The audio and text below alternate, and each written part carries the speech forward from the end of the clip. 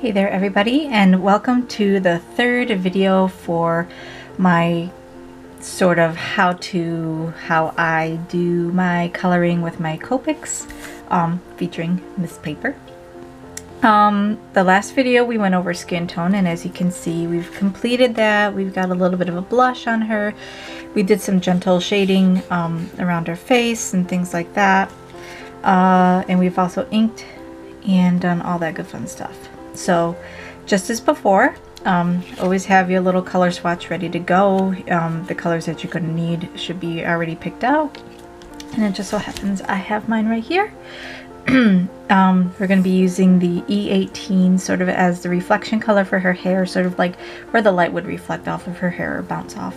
And then the E49 is more likely her base color, and when as you guys will see me working, you'll see me sort of blend the two together, and you'll see like in the overlap how you get sort of this nice chocolatey copper color between the two different kinds of colors. But overall this will be your shade and this will be your light, and this will be your shade, so you guys will get it. But before we get started, I'm just gonna kind of go over a little bit of the method I use. I don't have anything really, well, I can show you on the back of this real quick. The method I use, I always use a brush tip and I always flick. So I always go like this. So it flicks it out, which gives you a really nice gradient. And then when I'm doing the other color, say this dark brown, I flick in the other direction. So it kind of brings them together and it blends them really, really nicely. So if you use a very gentle hand and sort of blend it, it kind of gives you that sort of hair texture color, that hair, you know how like when the hair is going into a darker color, it sort of goes down like lines, or just like gradients. That's the word I'm looking for. It goes down in a gradient. Well, that's basically what I'm trying to do, or trying to accomplish, with my flicking motion. Now I do sometimes go back over the hair once I'm done with this darker color, just to sort of darken in those shaded areas, but I kind of wait to see how the piece feels. Since I've used light shading on Piper already, I may continue to do so. I might not want to change that quite yet. But if I finish up a piece, I can always go back with the dark and go over it. The thing is with markers and with most of your coloring mediums is you can always go from light to dark, but you can't always go from dark to light depending on the medium. I know that like with gouache, that's not true. And there's some kinds of color pencils you sort of can work back and forth, but with Copics, you really are safer working light to dark. I know a lot of artists, and there's nothing wrong with it, like to just put down the light color as the base color and then add in the darker colors later on. That's perfectly fine. What I tend to do is I just map out my light colors and then I just go in with the dark color, because I don't see the point in wasting the light color, all that ink, if I'm just going to be covering it up. But at the same time, I do sometimes go back through and I take my light color and I go over the dark color, not necessarily to mute it, but to kind of give it a little bit more of a saturated color, like to make it more representative of the color I'm looking for. It just really depends on how the markers turn out. With Piper, I do tend to, I'll put down the light color first and then I'll go in with the dark color. And if I really feel it necessary, I'll take that light color, and I guess I could show you guys an example, and I'll go over, just completely over the dark areas. And I remember the flick, so I remember to keep that area lighter. And what it does is it sort of layers over with a nice layer of the lighter color, and it sort of just blends it. But the thing I try to avoid is doing this too much, because as you can see with what I've done here, you lose that gradient, that nice hairish looking gradient is the word I'm looking for. So I tend to stick with going ahead and doing my flicking motion, the light color first and then the dark color, and then after that I just kind of work it back and forth very delicately, so that way I don't lose the detail that I get. But yeah, that's about it. That's my methodology to hair. It really is a hit and miss thing. It takes a ton of practice, and I still don't do it right.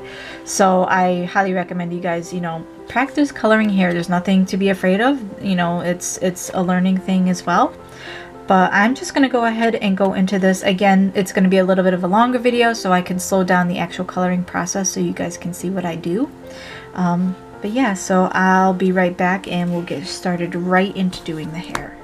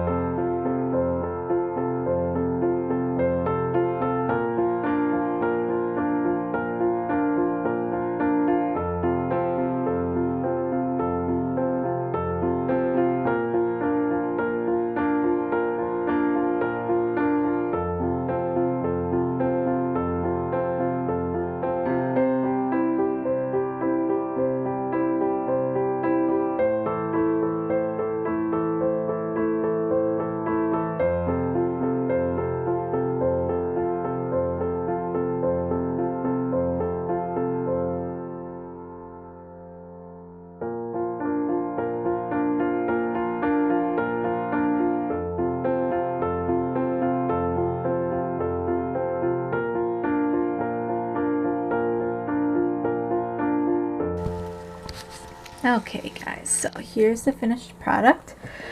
I went ahead and decided to go ahead and just layer everything over with this because I was looking at it and it looked kind of dull, like there was no real color to the brown to bring it into that nice coppery highlight. So I just went ahead and added the copper overtones anyway. And actually what I can do right now while I'm talking to you guys is sort of go over just with this dark brown a little bit more to really indicate my shaded areas. But yes, this is basically how I do all of my hair regardless of the color. It's the same methodology. I just sort of layer it until I'm happy and just keep at it. I mean, it's tedious and it takes a trained eye. It just takes time to learn exactly what appeals to your particular tastes or your style. But it's just something that you sort of pick up over time with practice and just sort of having an idea of what it is you want to accomplish as far as your shading and everything goes when it comes to hair. Everyone has their own style. Some people like to block color or cell shade, as it's also called cell shade.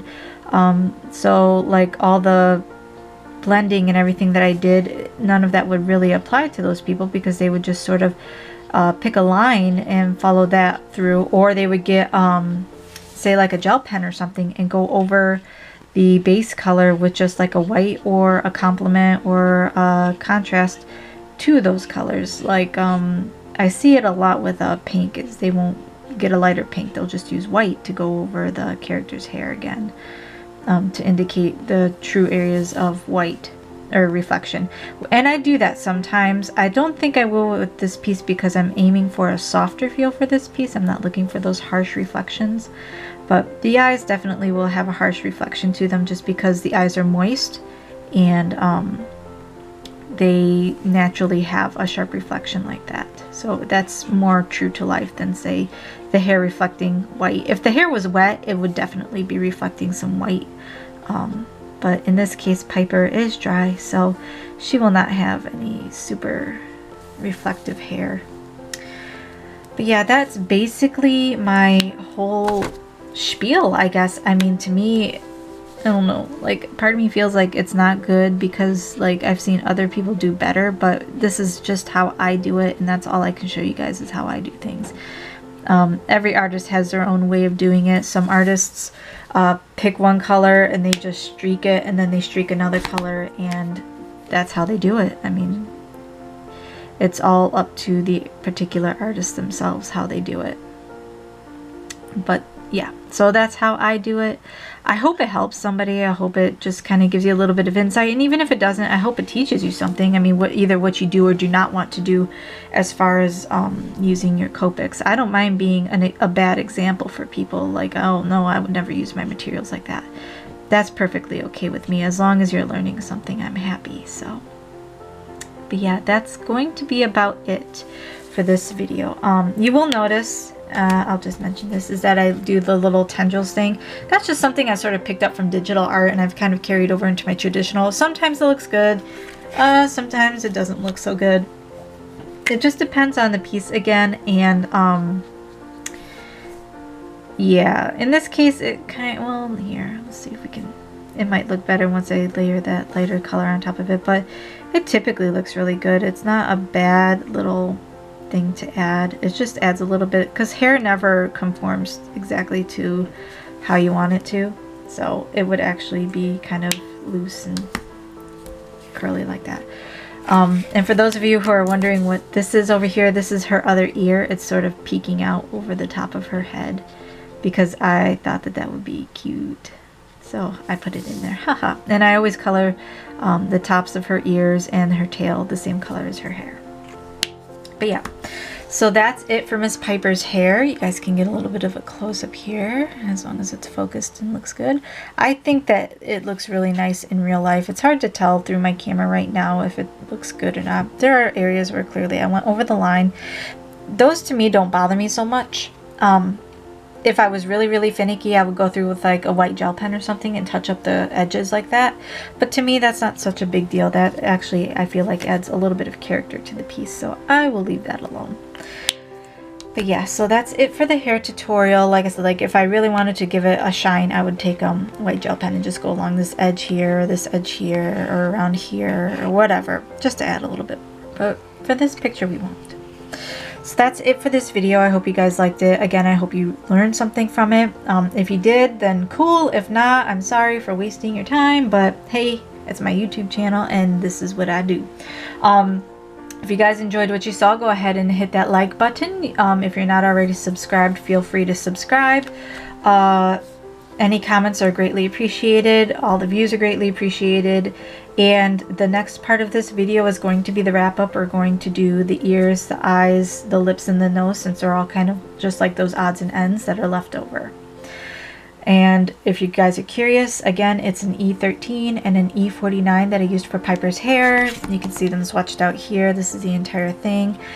And yeah, I'll see you guys in the next coloring video.